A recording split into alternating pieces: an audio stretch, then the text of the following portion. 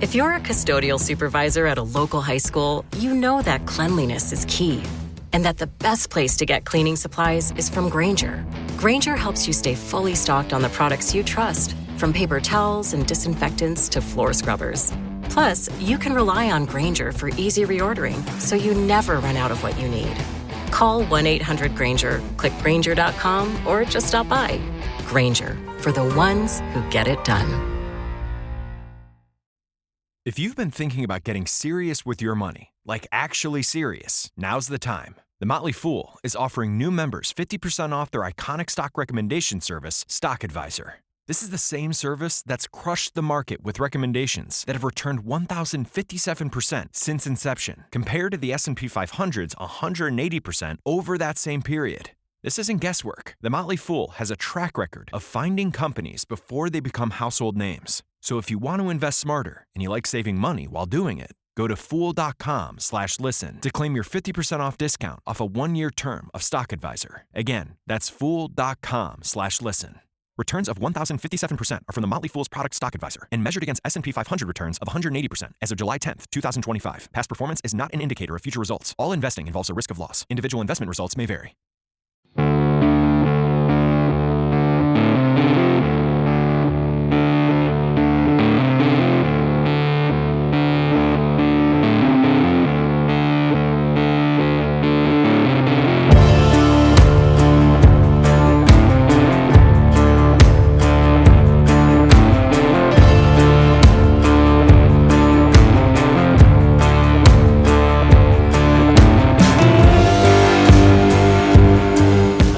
Welcome to the Kulturecast. I'm Chris Stachiw, and I am joined by two dudes who also have their own podcasts.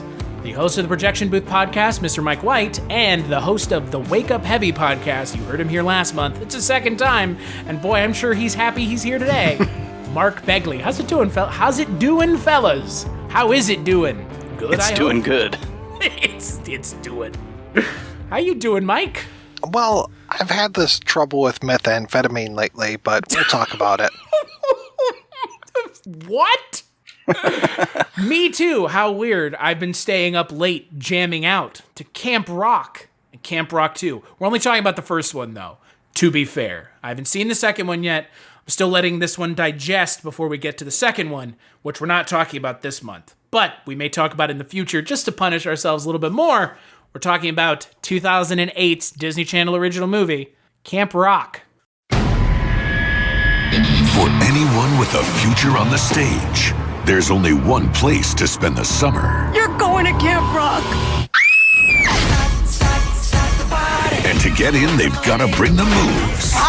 Put your hands up! The sound. Wow, she's amazing! And the look. Which color? They're exactly the same. So you see my dilemma. But it's best to leave behind Pop-star phenom Shane Gray needs to clean up his act. the attitude. I don't want to waste my summer at some camp. Hey, man, we used to love this place. Hey! Both got classes to teach. Yours starts in 5. In a place where your friends are your competition. This is not amateur night. There's a difference between standing out How long did you think you could keep your little secret? and standing alone. I have no choice. I've got to ban you from the rest of camp activities. It's just for once, I just wanted to fit in and be popular. Just once. Do you know what it's like to feel so in the dark? I heard this girl singing, and it kind of reminded me of the music that I liked. Hello? Who's in here? From Disney Channel comes a story about finding your sound and raising your voice. That's the song.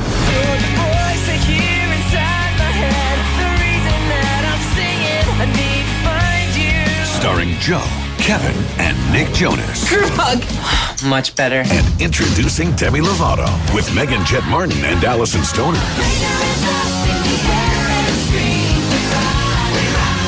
It's Disney Channel's most rockin' original movie yet.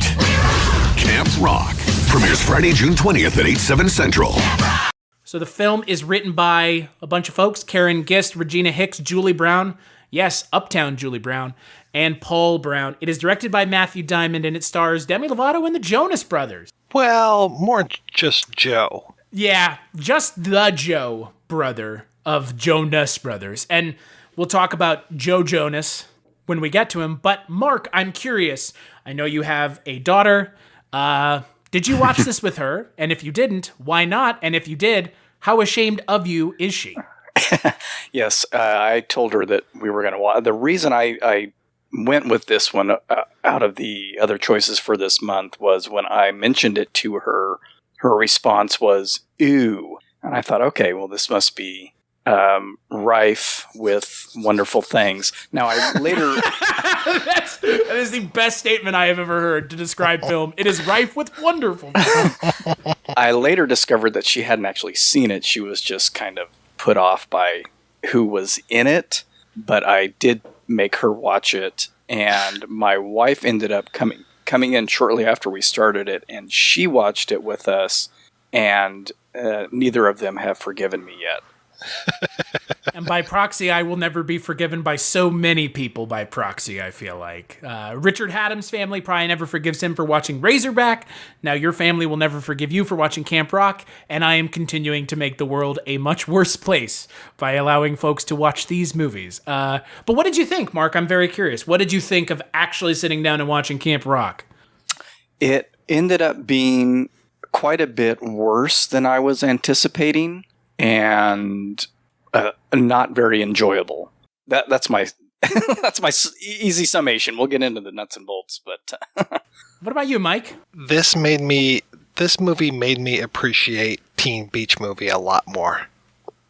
And if you want to hear us talk about that, there is an episode for it.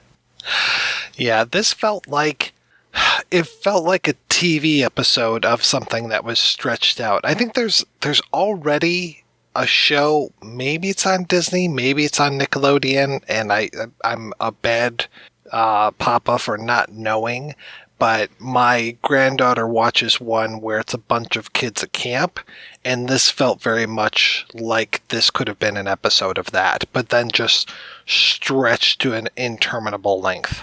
I think that I know what you're talking about. If I'm thinking of the same show, it was a spin-off of the show Jessie. And a lot of the same people are in it. And my daughter watched it after kind of watching Jessie over and over again. She moved on to that one, but didn't stick with it. I think she was starting to kind of age out of that stuff when it was around. A spin-off to Jessie, is that Better Call Saul or is that El Camino? It's called Science Bitch, actually. Thank you very much. So... like y'all, I had never seen this. Unlike y'all, I would not have a reason to watch this. I do not have young children or children in my household at any point during the day or at all, frankly. So this... If you're a custodial supervisor at a local high school, you know that cleanliness is key. And that the best place to get cleaning supplies is from Grainger. Grainger helps you stay fully stocked on the products you trust, from paper towels and disinfectants to floor scrubbers. Plus, you can rely on Grainger for easy reordering, so you never run out of what you need. Call 1-800-GRAINGER, click Grainger.com, or just stop by. Grainger, for the ones who get it done. Bugs crashing your pack's party? Whether they've got paws or sneakers, your pack deserves a home that's protected from pests. That's where Wondercide comes in. Plant-powered protection made with steam-distilled natural essential oils that actually work. It kills and repels fleas, ticks, mosquitoes, and ants without questionable ingredients or overpowering smells. Safe to use around kids and pets when used as directed, lab-proven to work fast, and proudly made in the USA. We offer sprays for pets, people, homes, and yards. Plus, spot-on treatments, collars, and even shampoos. Whatever your pack needs, we've got it covered. Founded by a pet parent looking for a better way to protect her dog Luna, Wondercide's now protected over 21 million lives and counting. You might have even seen us on Shark Tank. Go to Wondercide.com and use code WONDER20 for 20% off your first order. That's WONDER20 at Wondercide.com. Wondercide. Protect your pack with plant-powered Wondercide today. This is pretty far outside of, where I would have been. I mean, in 2008 when this came out, I was 18, way past kind of the time to be watching Disney Channel movies, at least contemporary ones. Us millennials do have a very big place in our heart for Halloween Town and Xenon. So those are the ones I'm more familiar with. We talked a little bit about that on Teen Beach Movie, but I didn't dislike this movie. I think more to your point, Mike, this movie feels like teen beach movie without some of the fun. It's very straightforward. It's very much a Demi Lovato-led film. It's very much about Demi Lovato. It's very much about how well she can sing, because she's a very talented and gifted singer, as are the Jonas Brothers. But you have to give the characters more to do. And for me, you can't put the Jonas Brothers on the poster of your movie when it ain't the Jonas Brothers. There's one in this movie. Joe Jonas is the weaker of the three brothers when it comes to acting. It's actually pretty funny in the scenes where you see the Jonas Brothers together. He feels the most wooden out of all three. And it makes me wonder why he's the one that's in this movie, until I realize he's the most good-looking of the three. At least conventionally good-looking. Especially in 08. Yeah. I mean, he's got the... though? He has the helmet hair. He has the mullet thing. Oh, that hair is so terrible. The Bieber hair. Oh, God, it's awful. And those eyebrows. I'm just like, please, come over here. Let me thread those eyebrows for you, buddy. But... I think we can all agree, of the three brothers, he does not have the acting chops that the other two do. I mean, they genuinely feel pretty, organic when you see them on screen. No, he was awful. He was wooden throughout, and I don't know if during their quote-unquote live performances as the Jonas Brothers, if they dance like the Backstreet Boys and NSYNC used to do, but his dancing in this movie was atrocious. That was the other thing that I was like, maybe one of the other ones could have done this better. I don't know, but he was horrible. I am so unfamiliar with Demi Lovato that I kept mixing her up with Ana Maria Perez de Tagle, I think her name is, who, if you took two pictures and held them up next to each other, you'd be like, oh my God, these girls look nothing like each other. But in the context of the movie, I was just like, who is that? Is that the girl whose mom works in the kitchen, or is that other girl? And I kept mixing them up through the whole thing. The issue that I had with Demi Lovato's character has nothing to do with her acting or her casting.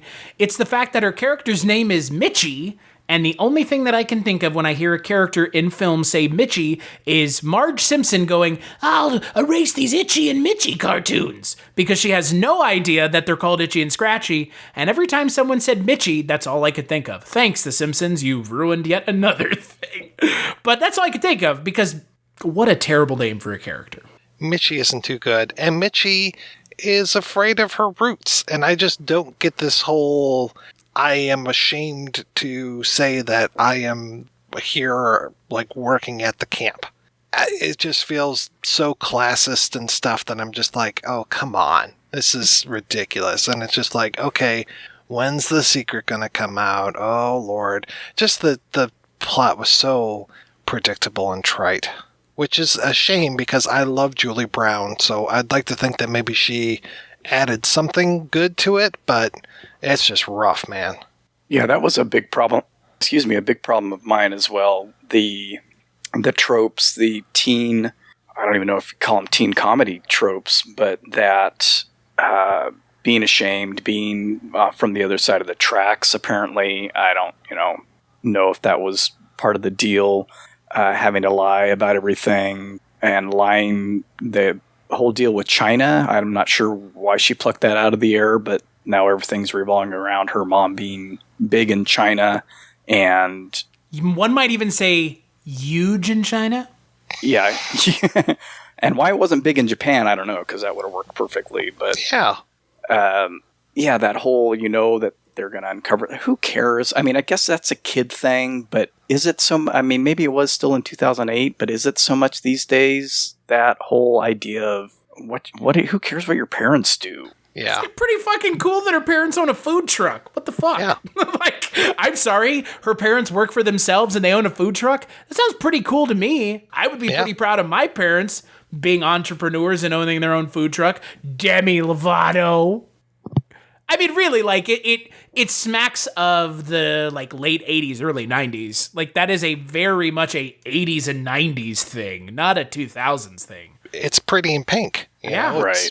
Yeah. Some Kind of Wonderful, which is just Pretty in Pink again. Right. But yeah, that drove me a little bit nuts. And then the one thing that was driving me nuts that didn't happen was, I thought the other big trope was going to be somebody stealing her song. Thank you. Yeah. And nobody did. What was Spoilers. that even about? I thought for sure that was going to happen as well. They show a scene where the character played by Megan Martin goes in and looks at Demi Lovato's journal, realizes that the song that Joe Jonas is singing is her song, and it goes nowhere. Right. Like, what was the point? My wife kept mentioning, it feels like they had another point in this movie that they just kind of cut out. And it really does, because they make such a point to show that scene, and then it goes nowhere. There's no payoff. Yeah, and early on, even when she's first singing it at the piano by herself, and he's hearing it outside the window while he's hiding, I thought, oh, okay. I mean, I kept saying this out loud. My wife and daughter probably thought I was an idiot by the end of the movie because it never panned out. But I thought he was going to steal it, and then I thought the mean girl was going to steal it, and nobody stole it. And so what was the point of having everybody hearing her song? And, well, I get the point of why everybody was hearing her song, but why show her with the notebook like you already said, Chris? Why set this up. Bugs crashing your pack's party? Whether they've got paws or sneakers, your pack deserves a home that's protected from pests. That's where Wondercide comes in. Plant-powered protection made with steam-distilled natural essential oils that actually work. It kills and repels fleas, ticks, mosquitoes, and ants without questionable ingredients or overpowering smells. Safe to use around kids and pets when used as directed. Lab proven to work fast. And proudly made in the USA. We offer sprays for pets, people, homes, and yards. Plus, spot-on treatments, collars, and even shampoos. Whatever your pack needs, we've got it covered. Founded by a pet parent looking for a better way to protect her dog Luna, Wondercide's now protected over 21 million lives and counting. You might have even seen us on Shark Tank. Go to Wondercide.com and use code WONDER20 for 20% off your first order. That's WONDER20 at Wondercide.com. Wondercide. Protect your pack with plant-powered Wondercide today.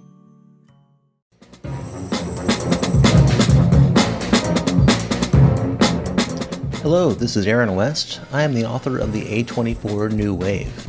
In this book, I look at A24's output and I make the argument that we are in a new wave movement right now. A24 plays a major role. This book has a supplemental podcast where each episode is a brief conversation about an A24 related topic, whether an actor, director, or even a genre. As I continue research for the book and conduct interviews, I expect to record podcast episodes with people involved with the company. You can find the podcast at cinejourneys.com or wherever you find podcasts, and we are proud to be members of the Someone's Favorite Productions podcast network. This up and never have it pay off. There was a lot of no payoffs in the film. Yeah, and that's a shame because, again, for the payoffs that we do get, they are very generic, they are very transparent, you see them coming from a mile away, and it's, again, this movie feels like if it had been given one or two more passes at the writer's desk, because 4 people credited for this film, you really would have thought they would have come up with something a little bit more even edgy or maybe envelope pushing. I mean, this is Disney Channel in 2008. This is trying to appeal to a somewhat different crowd than Halloween Town. I mean, this movie isn't about, love your family, and it's like finding yourself and becoming comfortable with yourself and becoming who you always wanted to be. That's really what this movie is about. And for those themes that they were tackling, which I think are important themes, I think we would all agree, they don't back it up with a interesting storyline to go with it. And it's a shame because Teen Beach Movie, I think we would agree, Mike, it's essentially mining the same things. It's mining the same tropes of, being self-sufficient, being enough, being who you want to be, chasing your dreams. It's talking about the same things. Right. It does it better, a lot better. This movie feels so ham-fisted and so just trite. It feels like it's just treading the same ground of 5 different other movies we've seen do the same thing better 5 other times. Well, things like Alison Stoner as the snarky friend. I was just like, okay, cool. The snarky friend character, I can usually get behind her. But she was so half-baked. I was just like, come on, do something. Be be funnier.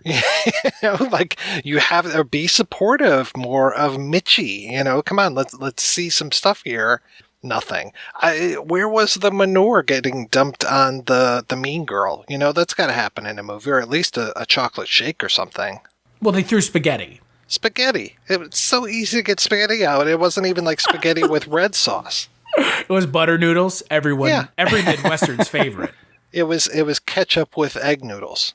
They must have thought I was a schnook or something. Well, I was going to mention Allison Stoner being in that, and I was waiting for her big dance scene because she tore it up when she was a little kid in that Missy Elliott video and a number of other videos when she was 7 years old or something. And I thought, boy, that was a wasted opportunity. She could have busted out some serious moves. Mm-hmm. Underutilized and half-baked the whole shebang. Yeah, it is too bad because outside of pretty much most of the other characters in the film, Allison Stoner is the one kind of interesting character because when given the opportunity to out Mitchie as the cook's daughter, oh, how terrible, she doesn't. Because Mitchie stands up for, I'm just going to call her Demi Lovato. If I keep saying Mitchie, I'm going to lose my mind. But she sticks up for, Demi Lovato's character sticks up for her, which was kind of nice. I mean, again, it's kind of breaking with what I would assume a film like this is going to do. And it kind of does. And then you have the Megan Martin character finding out on her own. And of course, she has nothing to do in this movie other than act like an entitled ass the entire film. And her character doesn't even get a payoff. Uh-huh. It feels like they're about to have a payoff and then they don't. Did anyone else notice that, or was that just me?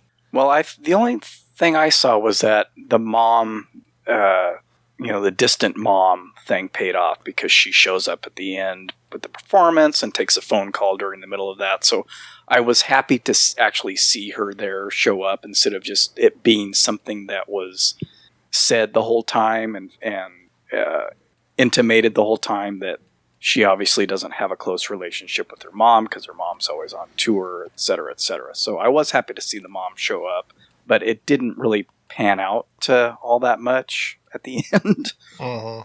No, because there's a scene where she goes and apologizes to Demi Lovato and Allison Stoner, and you think that they're going to, welcome her into their friend group, and she just kind of walks off screen unceremoniously. And I was like, what?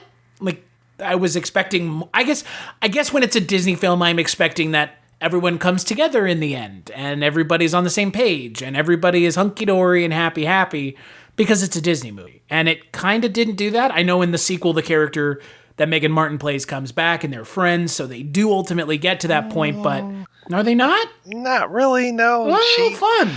The other camp opens up across the lake, very Meatballs-esque, and it becomes the slobs versus the snobs kind of thing, and she's right there joining the snobs.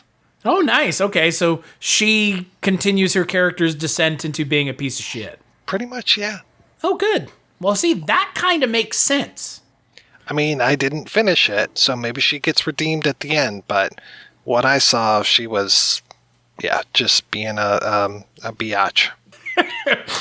Technical term. Now finding out that it's Meatballs-esque, I might have to check out the sequel. I couldn't do it, and no one would watch it with me. So I would not recommend that you take the time to watch it. Okay, I'll read the Wikipedia page. There you go. I will say, at least the second film has the Jonas Brothers on the poster, and I believe, correct me if I'm wrong, Mike, they're actually in the movie. They are. Yeah, they are much more of a presence. The other two guys are there. It feels a little weird that this movie is a Demi Lovato JoBros joint, and it is JoBro 1. And it's unfortunate because he's not given a damn thing to do. And again, we've already mentioned he's a little wooden. I don't know if it's he is wooden or the writing is not helping allow him to do anything other than be wooden. I would say both. Well, okay. Very fair. I believe it was originally written for somebody else, and then once they got him, the other brothers kind of got shoehorned in. That's why they're generally seen elsewhere. Calling from the car. Phone calls, right. So, I don't know what. My daughter wasn't even born yet. Or no, yeah, she was a year old when this came out. So I had even less familiarity with music stuff going on for kids back then than I do now, even though she's, listening to her own stuff. But I don't.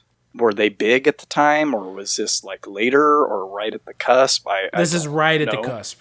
And yeah, so he got in for whatever reason, and then they got shoehorned in. So, well, I mean, again, if you're going to have a movie about a rock camp, who better than 16, 17-year-old good-looking rocker boys to be in your movie? What's weird is, like, there's supposed to be chemistry between him and Demi Lovato, and there was none. No. Zero. It is lacking in chemistry. And that, to me, is bizarre, because I'm assuming in the sequel, they're meant to be boyfriend-girlfriend, and in what universe were we being shown that story?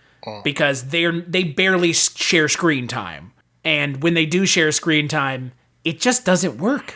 Well, again, I think that goes back to mainly his lack of acting and dancing ability. And probably the writing, too. I mean, that's the thing about the Jonas Brothers, though. They're not like in sync.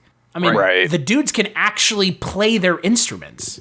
I mean, Joe Jonas would go on to form DNCE, who had that song that we all heard a million times, Cake by the Ocean. Oh, that was them. That's Joe Jonas when he separated from the Jonas Brothers and did his own thing. So that's Joe Jonas, and he's a good, talented musician. Not great at acting, at least in this film. Which leads me to my next question. What did we think of the music? It was very forgettable for me. Like, there wasn't one song where I was just like, oh, this is the song of the movie. Like, even those final jam, which I hate saying final jam, but the final jam that they have, I'm just like, meh. I was so meh through so much of this. Yeah, nothing became embedded in my brain afterward. I was sort of hoping, if nothing else, that would be the hook for me, the songs. Because I'm not averse to grooving to a kiddie bop tune by any means. But yeah, I can't even remember any of the melodies or anything from the music. And I don't know if I want to bring this up now, but as far as like the musical structure of the film, I found it very confusing whether this was supposed to be realistic or whether it was supposed to be like a what's the term?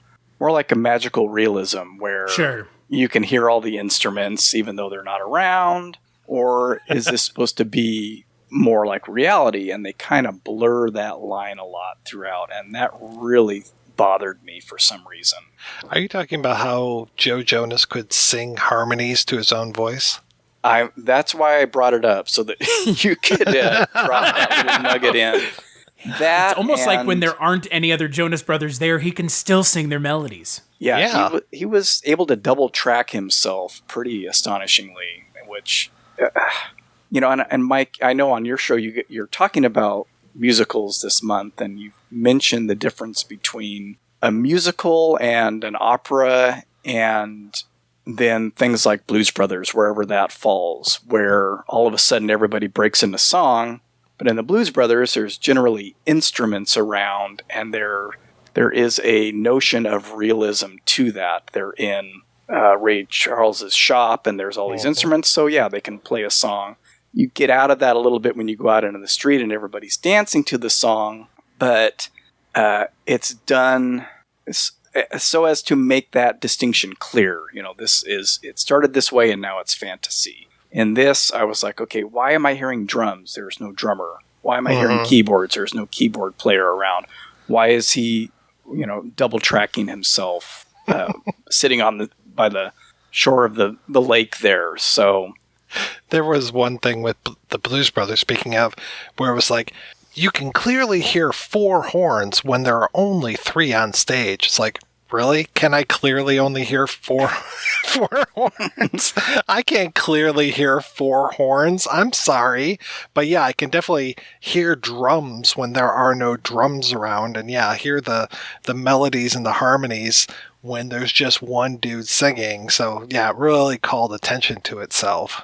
And yeah, we can't rest on Teen Beach Movie where it's in the movie, so it doesn't have to make sense. Right, exactly. This is the movie. It somewhat has to make sense. Because, again, like you mentioned, Mark, they didn't really clearly define the rules, even without... I mean, sometimes you don't have to define them, and in not defining them directly, you kind of do define them. When you have characters in the background playing instruments, and it's not all of a sudden like a 10-piece band, yeah, we can assume it's meant to be what you're seeing on screen is where the music is coming from. But yeah, no, Joe Jonas singing to himself or Demi Lovato, and all of a sudden there's harmonies. No, it's just weird because it feels out of place. And even if you can't pinpoint why it feels out of place, it's gonna feel out of place. That's the thing about it, is it doesn't necessarily, you don't necessarily have to notice it to realize it's there, and it sounds weird. Right, and plus those songs are so overproduced that, there's no natural sound. They didn't insert some, it just sounds like it's basically piped right in from a studio. Right. Onto the set, or into the mics on the set, and that's it. So. Which is a real shame because there's that. Hello and welcome to Tumbleweeds and TV Cowboys. My name is Hunter. In this podcast, I'll be joined by a different guest each week to discuss a classic Western movie or TV show. I've been a fan of classic Westerns for as long as I can remember, and in recent years, they've become very nostalgic for me. I love the aesthetic, the tropes, and I love seeing different filmmakers' takes on them. At their best, they're incredibly entertaining, rewatchable, and some of my all-time favorite movies are Westerns. We'll mostly focus on Western movies made in Hollywood, but we'll also be covering spaghetti Westerns, and one thing I'm very excited to get into are Western TV shows. I've got some amazing guests coming on the show, film professors, historians, and podcasters. And Tumbleweeds and TV Cowboys is part of the Someone's Favorite Productions podcast network, and many guests on the show will be from other shows on the network. Thanks for listening. That whole through line of Joe Jonas wanting to have a more stripped down sound and like, hey, if I ever played this, my fans wouldn't like it. And it's like that whole idea of like the rock singer who really wants to sing folk or whatever. And so it's like, okay, cool. Give me just Joe Jonas with a piano or a acoustic guitar, but they can't even do that. Yeah, it all sounded the same. Whatever he was singing sounded the same. So. Exactly. It's like, well, this sounds just like everything else I associate with you. Well, and then he comes in at the end and he starts duetting with Demi Lovato, and even then it doesn't work. Right.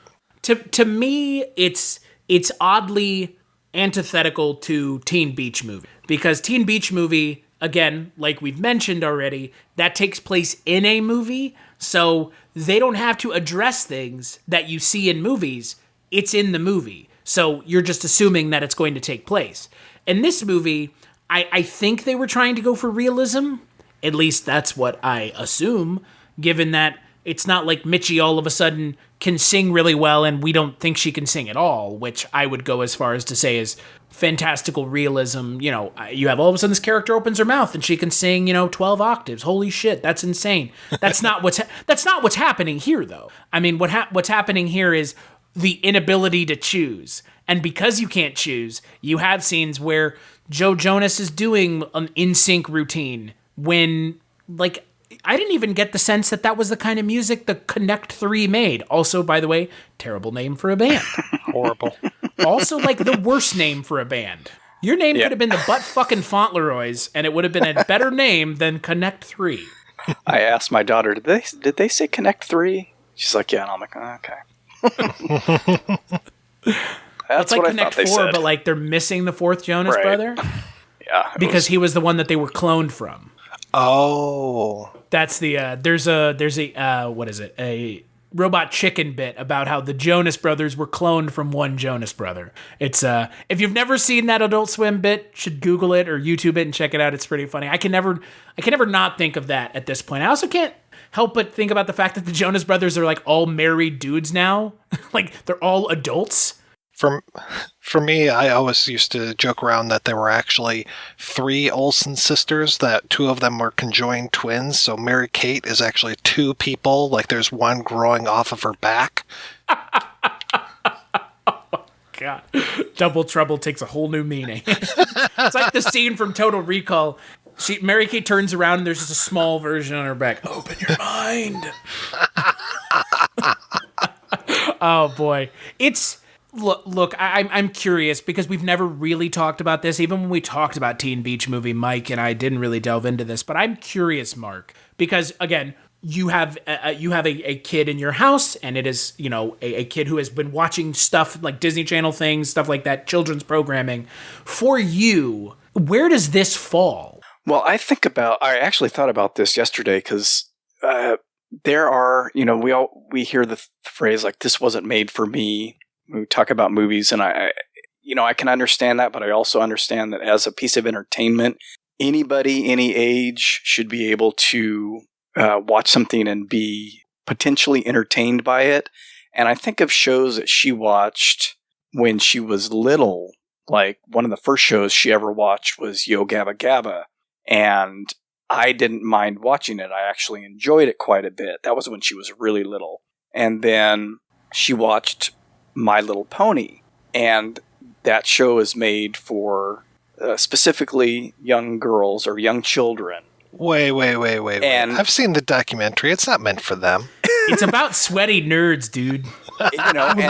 Who like to jerk off to pony. Exactly. Pony characters. Right. I mean, the whole pony thing came about, but as just a normal guy who was way too old to be watching it, and my wife included, we were like, this show is really well made. I feel like you're just throwing your wife under the bus because you liked watching Little Pony, man. Come on.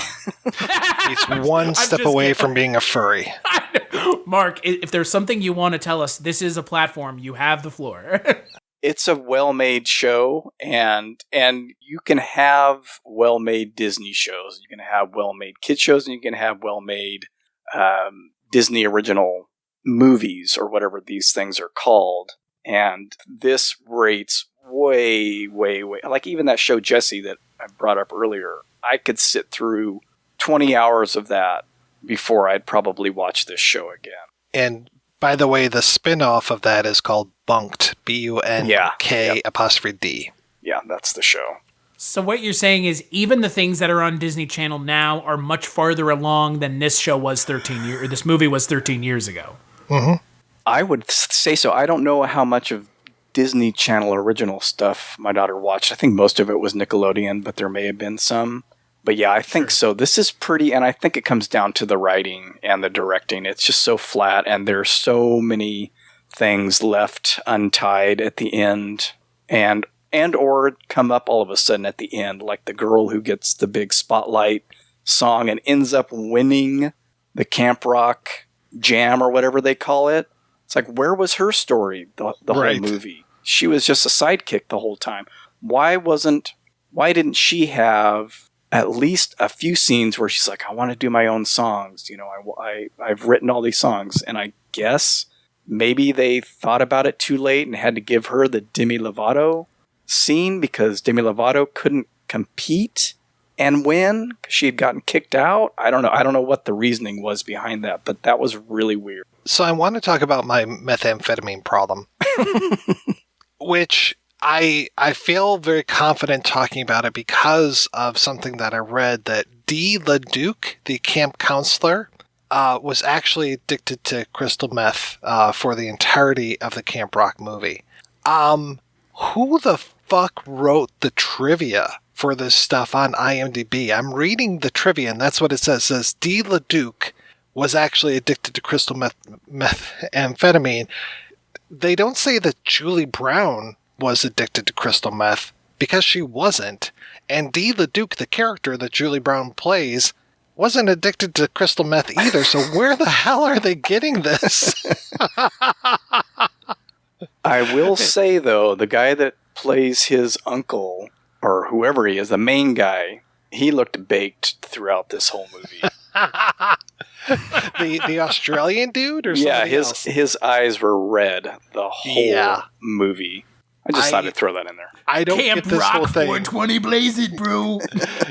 It says this is why she only appears during major camp events such as Brown Cesario wanted to give her the time that she needed to kick the addiction. Is that the Brown Cesario is the Australian guy's name. Again, the character name, not the actor's name. Is this from like the novelization? Is there like a sordid history of Camp Rock novel that we don't know? You know what it is? It's called We Could Go Onto IMDb and plant the stupidest piece of fucking fake trivia on the most innocuous movie, and then 3 chuckleheads, when they come upon it, when they randomly decide to do, because one of the chuckleheads roped the other 2 into doing it, find this piece of trivia and somehow give it a platform for how fucking absurd it is. Oh, I'm going in right now and deleting it. Whoever you are, person, you have given us the most bizarre piece of trivia. I think I'm going to go out on a limb and say this is the bizarrest piece of trivia I've ever come across in my 6 years of doing movie podcasts, because most of the time, even the weird trivia is mentioned somewhere else. This is contained to a singular IMDb trivia page. And whoever planted that has been typing Camp Rock into their Google search for years now, waiting to see some podcast episode come up on the movie, and they will finally have their just rewards when this drops. I was just going to say, I read that trivia before I watched the movie, so I didn't really know who... I thought they were talking about an actress named Dela Duke, because I don't know. I mean, I don't know every actress. And then when you posted that the other day, Mike, I was like, oh, they were talking about the characters. And I'm like, even to the point where I was like, did Julie Brown have a drug problem? No, there's no way she had. I even like had to Google. I probably started something by Googling Julie Brown drug problem. Well, I can tell you the other thing about this piece of trivia that cracks me up is not only is it a piece of trivia that I think we all agree this is not true. The second piece of kind of investigation you could do just by looking at it. Clearly don't know how to spell counselor, but they know how to spell methamphetamine. So there is that. Because counselor is definitely not spelled Cillor. It is spelled Selor. Counselor, not counselor. So there's that. Also, why would you say a character in a Disney movie of all things is addicted to crystal meth? Right. I really think this has to be it. And I go out on a limb and say that because I knew a guy in college who, to prove a point about Wikipedia, went and did something similar where he, in a Wikipedia page, quoted or referenced himself and a book he didn't read or write about Hank Aaron, and then put himself as a reference in the reference point at the bottom of the Wikipedia page. And it's probably still there. So... you know what? Good on you, fucking random internet troll. Because if you've been waiting, you're gonna get your payoff. It's right here.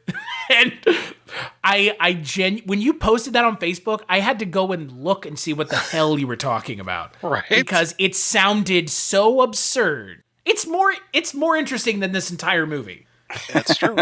Like, what would really just motivate you to make up something so absurd? But yet at the same time, I mean, I guess it makes sense. I don't... For the character or for the... well, I mean, it makes sense if I'm going to be an internet troll. Oh, okay. But it also makes... I mean, like, sure, why not? The character's addicted to crystal meth. We'd know nothing about the character anyways, so... Sure. It does explain her absence through most of the film, though. And it's not as good of a piece of trivia as Peggy wore a total of 14 headbands in the film. So, a character being addicted to methamphetamine is a little dark for a Disney movie. That was the stuff that ended up on the cutting room floor that kind of tied everything else together. So right. all those very important scenes and what happened with the stolen notebook and Julie Brown's teeth falling out, meth mouth, all that. That was all on the cutting room floor. There was an intervention at one point. It's Margaret's arc, or whatever that character's name was. Yeah. I hope that this movie did as well as I know it did, because it did really do well. But man, they did not elevate it where it needed to be entertaining for other people outside of the 9 to 14 age group. And that's unfair, because like you said, Mark, you could have gone a little farther, given this a little bit more maybe for the, like you said, parents who are watching it with their kids. I know, as, you know, someone who watches stuff similar to this, it does feel nice to see stuff that's put in there that you know inherently is not going to be understood or picked up on by kids. I mean, something like Lord Farquaad, that joke is going to go right over kids' heads forever until they realize what Lord Farquaad is in reference to, more who it is in reference to. And they kind of did that in Teen Beach Movie, and it wasn't in this film, and it is a shame. Have you ever wanted to dive deeper into the horror movies you love? Beyond the Blood is a horror podcast for fans who want more than just surface-level screams. We do deep dives into the movies that shaped us, digging into director commentaries, behind-the-scenes stories, deleted scenes, and the special features that most people skip. Each episode is a love letter to the genre. We break down how these films were made, the creative risks that paid off or didn't, and the lasting impact they've had on the genre as a whole. From 70s slashers to modern nightmares, we celebrate the craft, chaos, and characters that keep us coming back. If you're the kind of fan who rewatches movies with the commentary on, or you simply grew up in the video store horror aisle, the Beyond the Blood podcast was made for you. New episodes every single week. Subscribe, and let's dig deep. Welcome to the Beyond the Blood podcast. I think it just, again, it goes down. If this was strictly a vehicle for Demi Lovato and the Jonas Brothers, they cared little about anything else, and there was no effort put into plot structure and story and character arcs and anything like that. So I guess if your target audience is just people who are going to be very excited to see these four individuals on screen, they're not going to notice anything else, whether it was good, bad, or indifferent. That really seems like that's their through line, and that's all it was, which is unfortunate because you can do a lot of stuff with a camp setting. I was waiting for camp stuff to happen, and there was no camp stuff, and which is insane. Yeah, right. I mean, fun camp stuff. There's all kinds of stuff you can do. No camp stuff whatsoever, and even the stereotypical montage scenes were flat and uninspired. The one at the beginning with her getting ready, like they have at the beginning of every teen movie, was just sort of and then the big get ready for what was the final show called? The Final Jam. The Final Jam. I should have known. Even that stuff was pretty uninspired. So I don't know. Have some fun if you're writing a piece of schlock for Disney. Mm-hmm. Put something interesting in there. Don't just, have the bottom line be it's a vehicle for these people. Right. It's a vehicle to sell CDs because holy shit did they sell a lot of CDs. The soundtrack for Camp Rock went platinum. I mean, if the movie existed to sell the music, you know what? Good on ya, because it sold almost 200,000 copies in the first week. Wow. Yeah. Holy shit, right? I mean, the soundtrack came out in June, and it was certified gold and platinum in September. Jeez. I mean, if that's what this is for, then that's what this was for. And you know what? I can't fault them. Yeah, they succeeded greatly then. It's just a shame that they didn't take any care at all in the little hour-and-a-half movie that they had in front of them. In the advertisement. That's a little bit cynical. I mean, to be honest, that kind of makes me feel that was their ultimate goal, and that's a very cynical reason to make a film, to sell thousands of units of something to preteen kids. But yet that is exactly what happened. And that's a shame. I mean, it's a shame because there's part of me that would like to have not seen this be successful, because it kind of just like I mentioned before on something else, it kind of eats its own face, right? Like if you keep doing this and it's successful, you're never going to make something that challenges the audience. You're going to just keep making this drivel over and over again. And they made a second one. They made so many other things based off of this formula, and it worked. I mean, Demi Lovato is a star now because of this movie. And hey, if it worked, it worked. But yeah, to your point, Mark, it's very cynical, and it doesn't help. It doesn't help change my notions about what Disney is trying to do all the time. Yeah, generate cash. Exactly. What? But before we close this out, we really haven't talked about her. I am curious. What did y'all think of the lead, Demi Lovato? She definitely was in this movie. She was fine. She wasn't obnoxious or as wooden or stiff as Joe Jonas was by any means. I kind of liked that they had her have a little girl power moment there when he came into the kitchen and was rude, and she let him know that he was rude. And so that was nice to know that that was happening in 2008 on Disney Channel. Give the girls some empowerment.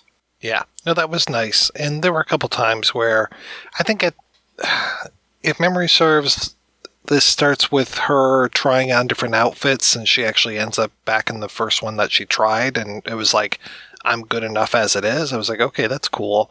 But yeah, I mean, she was so bland for me. Like I said, I kept mixing her up with another actress because she just didn't have any there.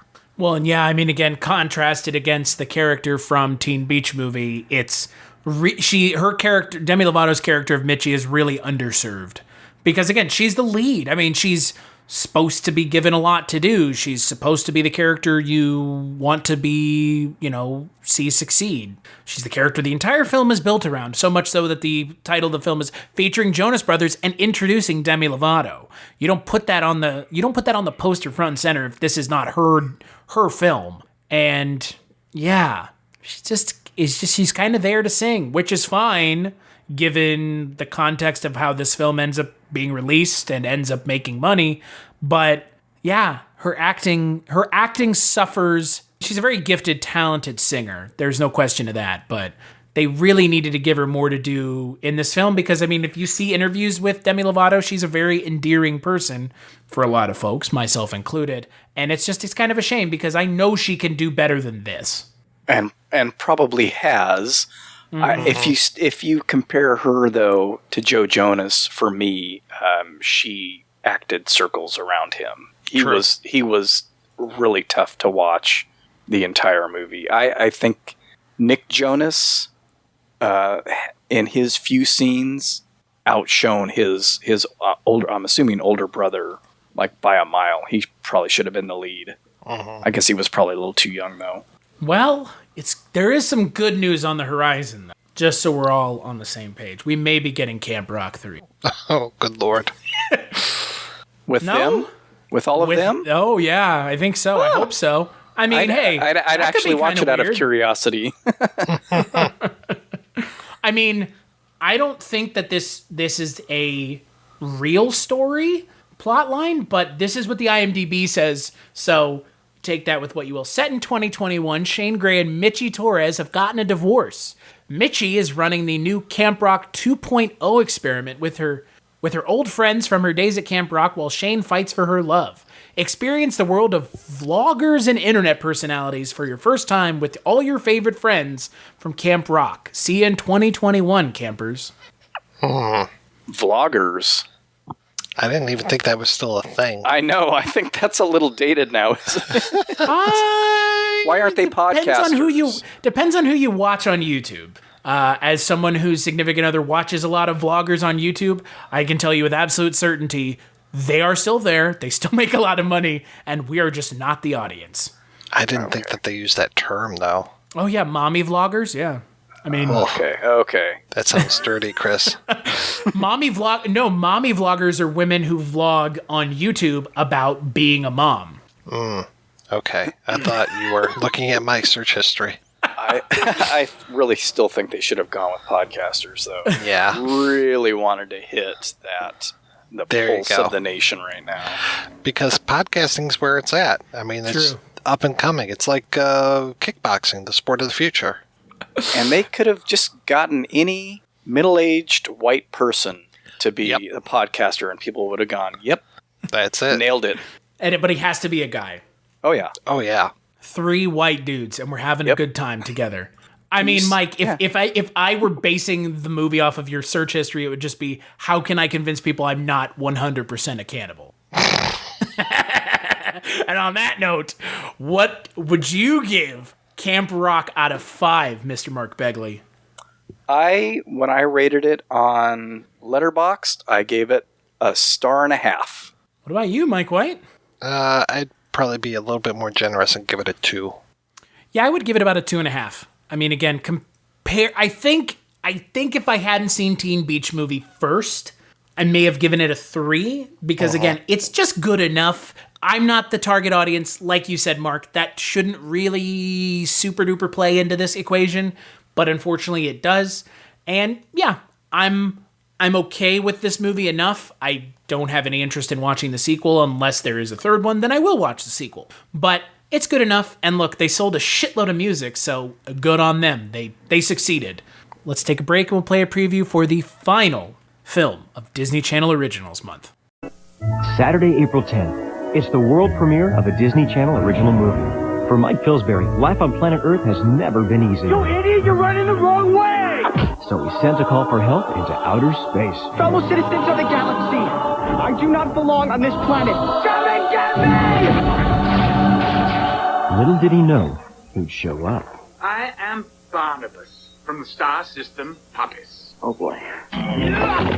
I am the bull. How do you do? Mike Pillsbury, you have opened up a can of worms. I never thought this thing would work. Now, the most popular kid in the world More and more specimens will be snatched. has the biggest problem in the galaxy. Doing all right.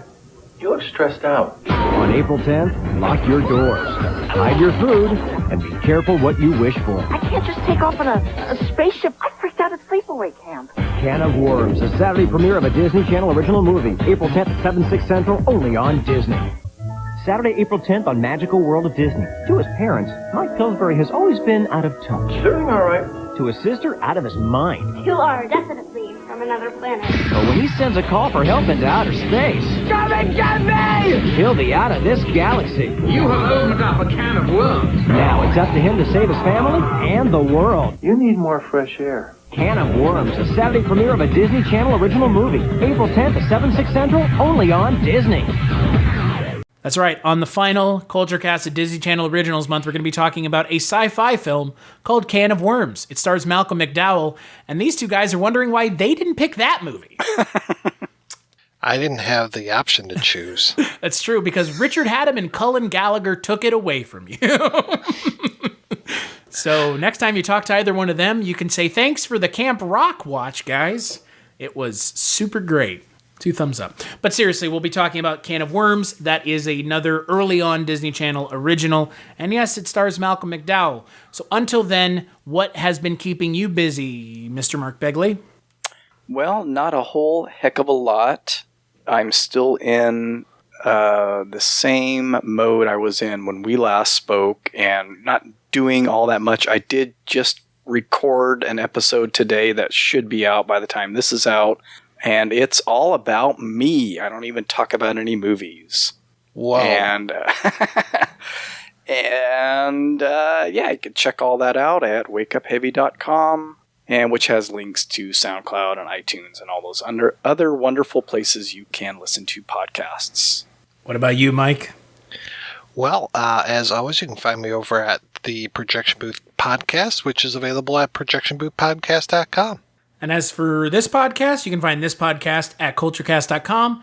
Patreon.com/Kulturecast is where you can kick a couple dollars our way if you're into it. If not, I totally get it. Twitter, we're on Twitter as well, at Kulturecast, and I'm on Twitter at Christmas Claus. Big thanks to these two fellas for joining me. Next month, we'll be watching something that's not a Disney Channel movie, I promise. And in Mark's case, it might be something we both enjoy, not ironically.